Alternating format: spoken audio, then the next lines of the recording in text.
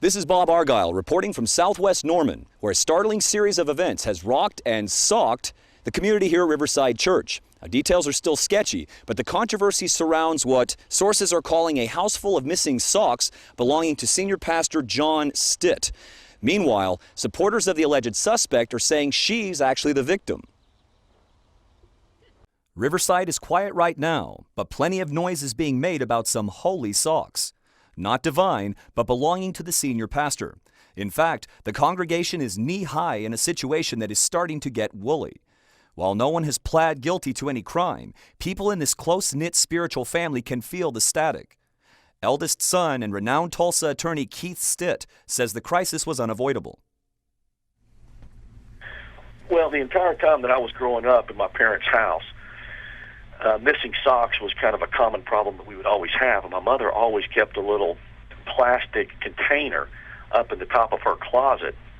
And if we had a missing sock, we could go in there and go through all the singles and see if we could find a mate.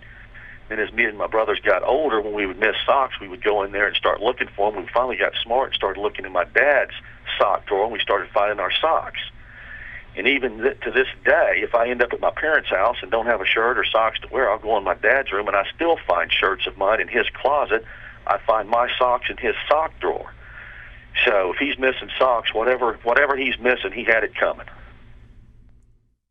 Adding to the drama is a series of public comments made by Pastor Stitt, which the suspect in question has agreed to address under the condition that we conceal her identity. I've always tried to be a loving, caring wife. I've always tried to give John the best. She served me my coffee, my orange juice, a steak breakfast.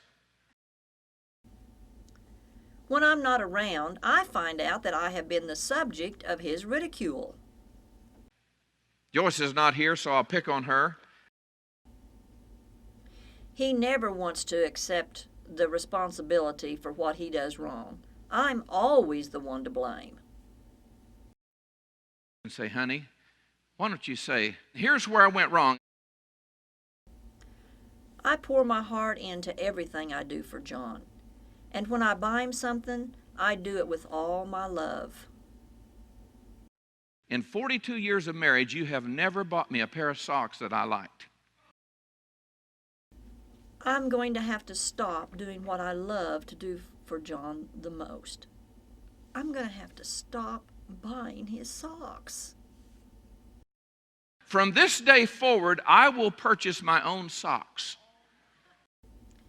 But you know what? In the end, he can say only one thing. She won.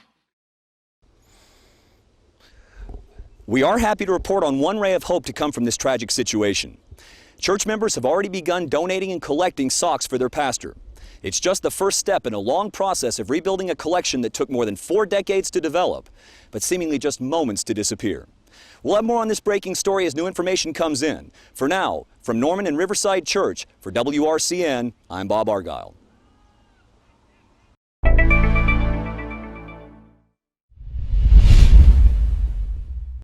There's not a sock in the house.